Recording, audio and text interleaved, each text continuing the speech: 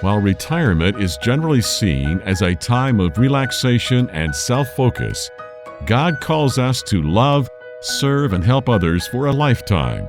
He has been preparing us for this retirement season, literally our entire lives. In retirement, countless Christians enter a state of spiritual dormancy, not knowing how they are called to have an impact for God's kingdom. The Retirement Reformation seeks to encourage and empower the 50 million Christians approaching or in retirement to embrace the calling God has been preparing in them. When the world says it's time to stop, you can begin to have your greatest impact. Welcome to iRetire4Him, the mouthpiece of the Retirement Reformation, where our goal is to journey from retirement to reformation so you can say, I retire for Him. Reaching out to the 50 million Christ followers in America who are approaching or already into retirement, you've tuned into iRetire4Him, the mouthpiece of the Retirement Reformation. I'm your host, Jim Brangenberg, along with the founder of the Retirement Reformation, Bruce Brynsma. Check us out online, retirementreformation.org, retirementreformation.org, and of course on Facebook, Retirement Reformation. Ageism. It affects everyone. Children as young as 4 years old become aware of their culture's age stereotypes.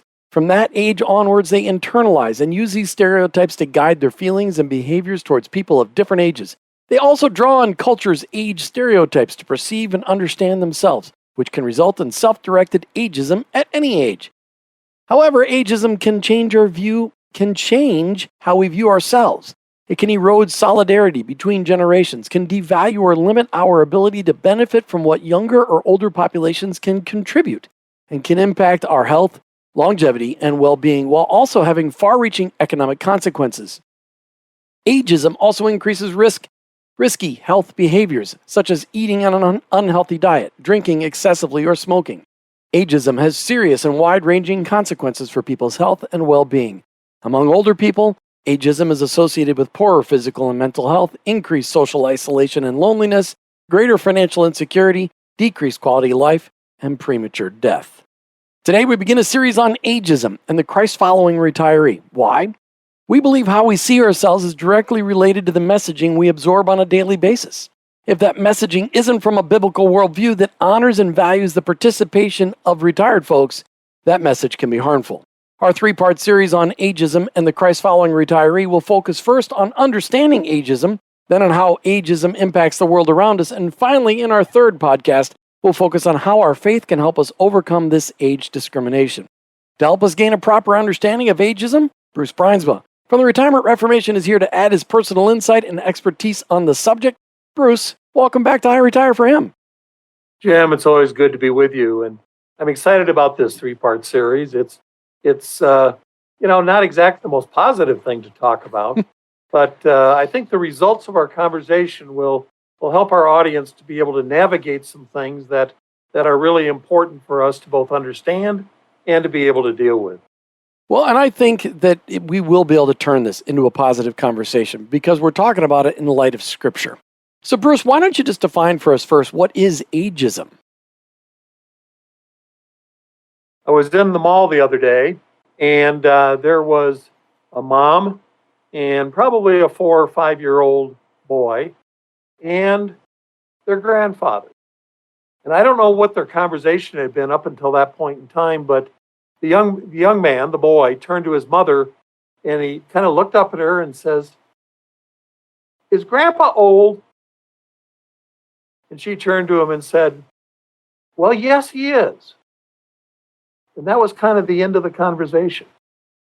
And so here we have three relationships. We've got mom, who was probably in her early 30s.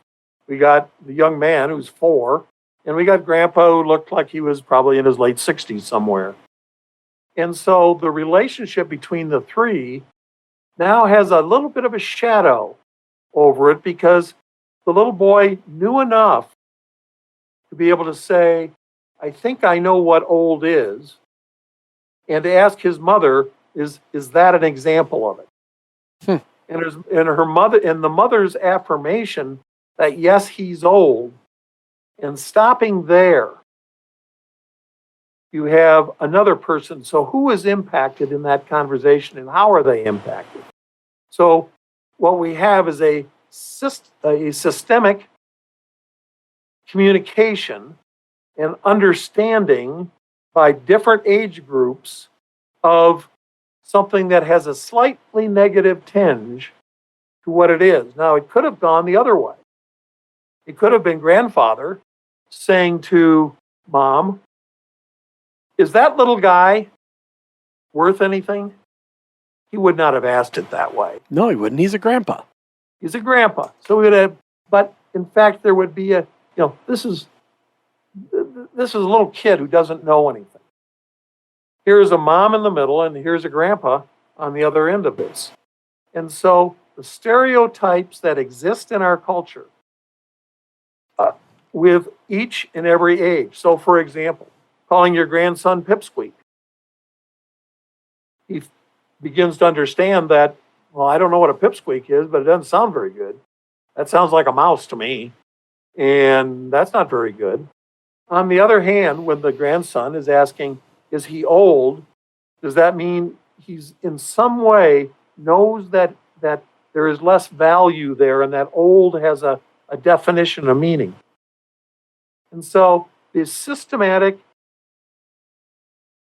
reinforcement of cultural stereotypes, in particularly what we're talking about, the ageism part, has inherent in it the suggestion of increasingly decreased value.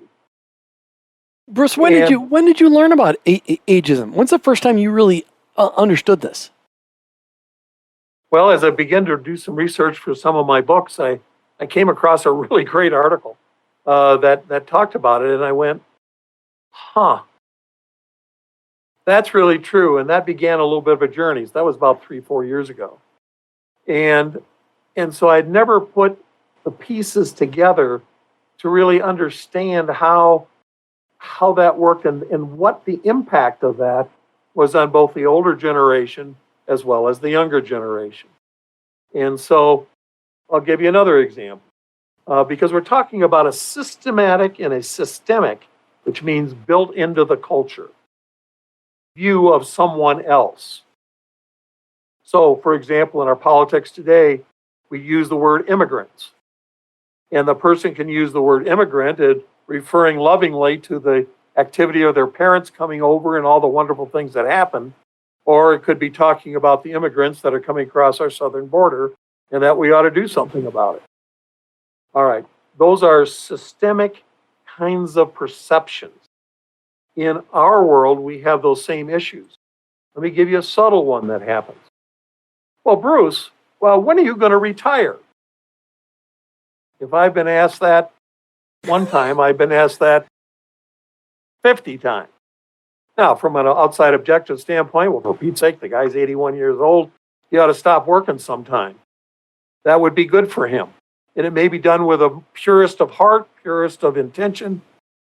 But the message is, Bruce, you can't do what you used to do. When are you going to transition to doing nothing? And when you get asked that 20, 30, 40 times, then you start thinking, maybe they know something about me I don't. Maybe I need to really think about the roles that I'm playing now, and can I really carry those out? I need to think about how has God prepared me for this stage, and maybe, and that's the thought process that goes in, and it reflects our culture.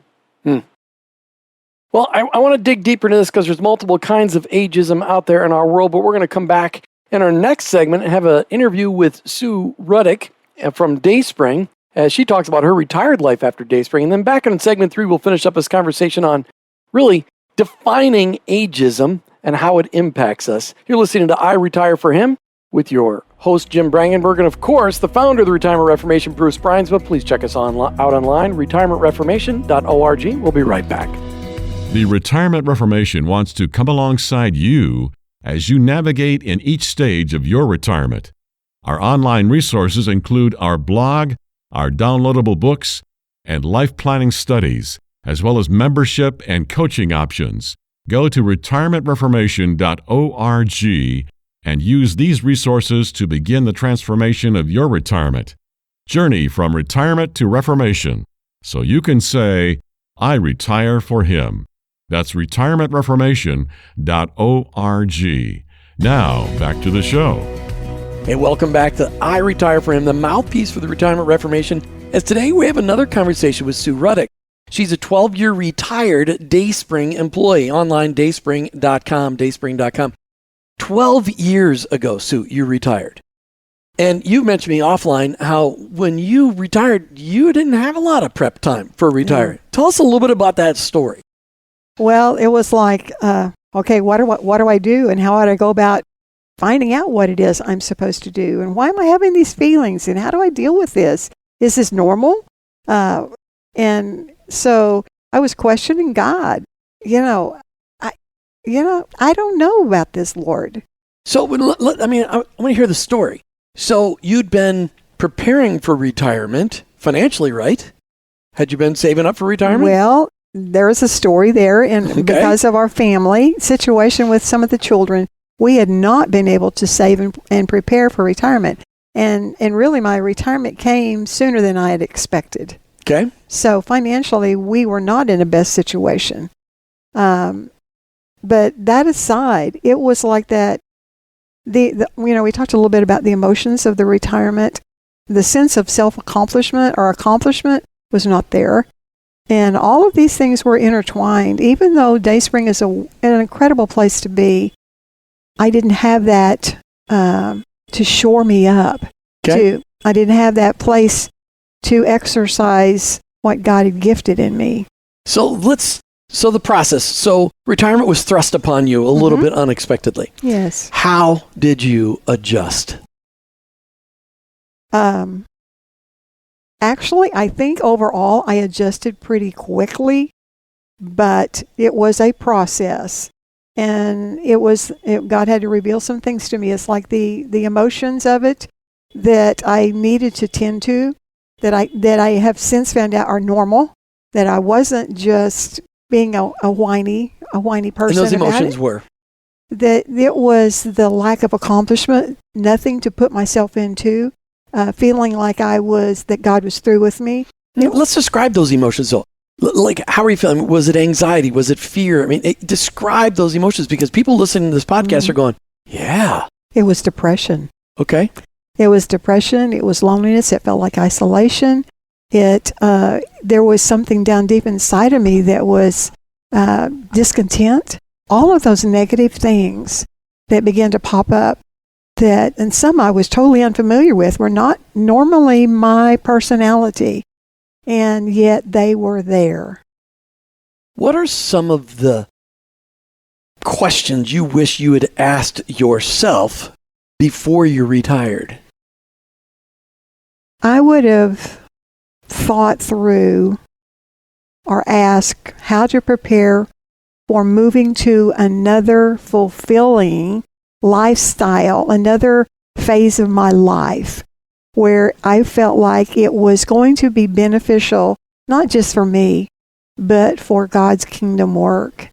But what He has done is taken those negative things that I experienced in this adjustment period. He has birthed that into restoring joy. That was another thing that was a huge piece of this, was restoring my joy.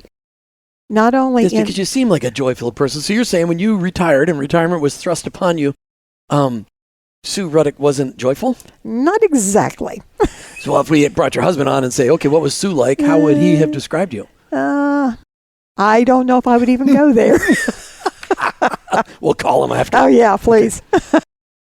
So it was, I would, if I were helping somebody prepare for retirement, I would suggest that they read some books that tell them these are some things that you can expect are normal to work through. This is where you go to find your source of fulfillment. Get involved in a Bible study. Ask God to pour into you His love, His wisdom.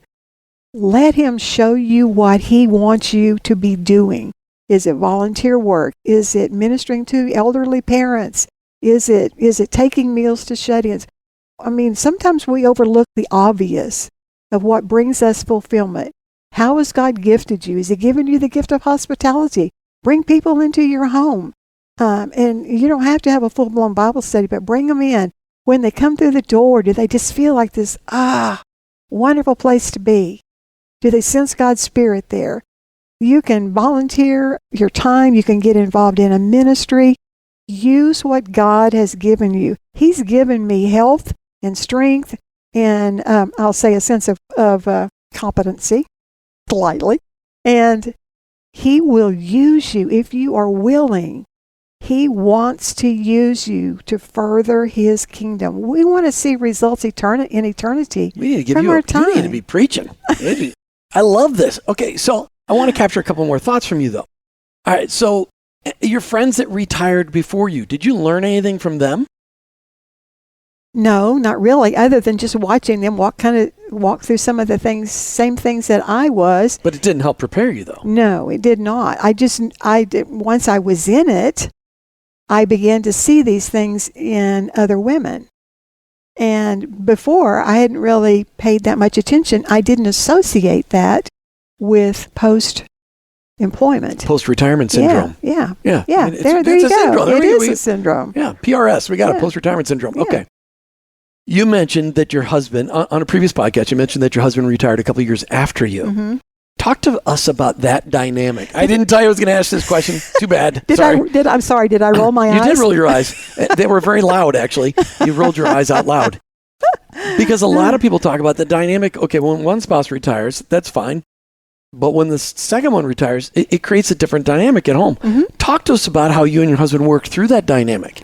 Well, he needed to have something to do with his time. And again, I saw him, he had no direction. And he didn't really do anything for a couple of years, other than we had 5 acres and there was always things to do on our little ranch. And we both still had elderly parents, which required some time. And so he was in and out quite a bit. But I found infringements on my time, my hobbies. He infringed on your time. Yes, because he was there, and I felt like. Well, he was needy. Well, yeah, but he didn't think he was, but he was. But he was struggling with the things that you struggled with, that you had worked through. Yes. But you had to help him work through. But it was very different for him too, because he's a guy. Yes, it is, and it is different. He had, when he got up in the morning, I would say, "What are you going to do?" And he'd go, "I don't know." Well, that's the worst thing you can have, is no direction. And I had some of that, but his was at a different level. I mean, that's kind of who guys are, I think. They've got to have something productive going on in their life. They need to be helping somebody or doing something that benefits the family or whatever. Purpose. Yes. You just need purpose. You do, and God builds that into us. So what's different about your marriage relationship today now that you're both retired? You both have worked through this yuckiness of figuring out retirement. What has God shown the two of you together? I mean, are you guys doing something together in retirement that you didn't get to do before retirement? We spend more time together in projects at church, and he volunteers a lot of time at church and does security, and he's on the building team, and so we do a lot of those things together. And family, we have, between the two of us, we have a blended family of 6 children and 14 grandchildren. That's a lot. And they're scattered from western Montana all the way to Georgia.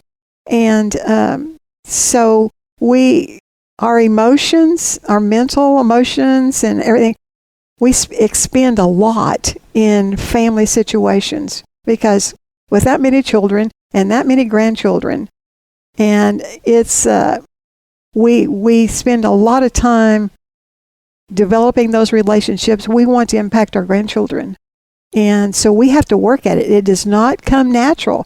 I mean, not very many grandchildren will say, "Oh, I want to go spend some time at Grandma's house." So we have to be the initiators of some of that. So we do a lot of that together. We travel a little bit, but not as much as we would like to. but in a sense, our hearts are more drawn to what is it God wants to take us to do, to speak the word to somebody. Last question, and really this is a question for you to share your heart with those listening today that are prepping for retirement or just brand new into retirement. Some words of encouragement. I would say there is life after you retire. So ask God for the wisdom. He has told us in James that He will give you the wisdom. He will not scold you for asking Him what you need to do, but ask Him for the purpose. What is that purpose He has for you? He will give it to you. He will fulfill it, and you will love working for the Lord. Fantastic. Sue Ruddick, thank you so much for being on iRetire4Him today, welcome. for sharing your story, and for just giving a little plugs there for DaySpring. Check them out online, dayspring.com. And Sue, if there's ever anything we could do at Retirement Reformation, we need to capture some of what you've got and help some of these ladies. Maybe we need to suck you into Retirement Reformation a little bit, I think. Yeah. All right, we'll be right back with more on iRetire4Him. Hang on. Every iRetire4Him show goes so quickly we don't often get to remind you that there are 2 resources you should be checking out right now. I recommend that you get a copy of the Retirement Reformation book and the iRetire4Him book. Retirement Reformation focuses on the mindset and behavioral changes needed, let's just say paradigm shifting, that is needed to live out your faith in retirement. iRetire4Him is focused on many of the ways you can put your faith into action by investing your life into others in your retirement years. Get both at the Retirement Reformation website in the bookstore, retirementreformation.org. That's retirementreformation.org. Hey, welcome back to iRetire4Him. As Bruce and I are talking today about ageism. Bruce, I love the way you summarized and just introduced us to the subject in the first segment. And I loved our conversation with Sue Ruddick as she talked about the impact of retirement on her life. Can you give us what are the different kinds of ageism out there? Well, I think there's a ageism that talks about our physical capacity to be able to do work. There's one category of ageism.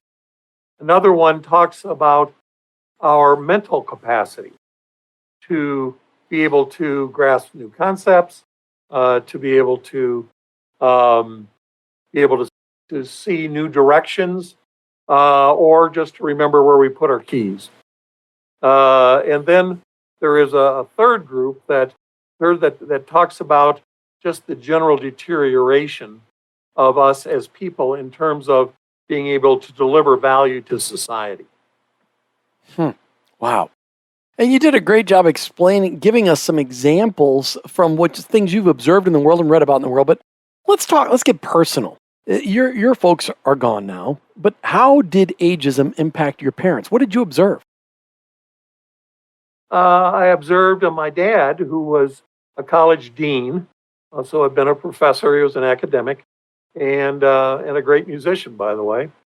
But when it was time for him to retire as dean of the College of Arts and Humanities at San Jose State, I could sense with him in the conversations that we had of his really struggling with what's next.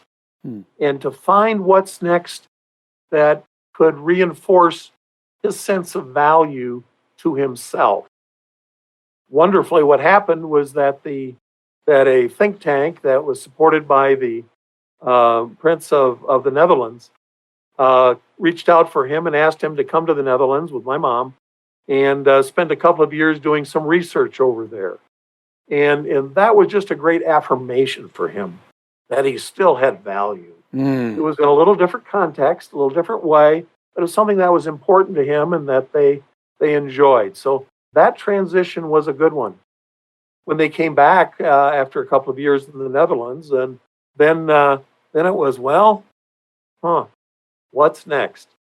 And so again, that sense of, boy, is the value that I had as a dean and the value that I had as a researcher, how does that value translate into that next stage of my life? And so they were attending a church in Sun City West, Arizona, which is where they lived. That's another conversation. But they asked him to be the director of worship for their church. So now we have a dean, we have a researcher, and now a director of worship. And he threw himself into that. He had an absolutely great choir. He had about 60, 70 people, and they were all in their, late 50s to 80s. So the voices were a little marginal, but boy, the music that he could pull out of them was really quite fantastic. So again, an affirmation of a value that he had that he could deal with for himself. But he was constantly pushing against the culture that was telling him just to chill out, check out, and move to Sun City in Arizona, which is where people go to die. I mean, that's really, if you haven't been to Sun City, I went to the first Sun City in Arizona where they painted all the tree bark white so that they wouldn't absorb it. There was fruit trees in everybody's front yards. It was just full of people that were retired that were told, go somewhere else. So then during one of the rehearsals for the choir, he had a stroke. And, that then made that next level of change. And he went to becoming much more dependent. And 2 years later, he died. So there was that process. And there were 3 of them where there was an affirmation for him that he could do. And then, of course, you had the physical issue that came. And I think in some ways, we all look for ongoing affirmation of the value that we have. Sometimes we try to cover that feeling of a lack of affirmation by painting a picture of the leisure and the Sun City West kind of lifestyle that we have, and we say, well, that still gives me meaning. And I would suggest that what it does, it gives you value, not meaning. And so this whole ageism issue of people's perception of you, your perception of yourself, and the action steps that you decide to take makes a huge difference in how we live in any one of the last 3 stages of our life. So talk about you personally, and maybe Judy as well, if she'll allow you to speak. How has ageism impacted you beyond the fact that people keep asking you, Bruce, when are you going to retire? How else have you seen it?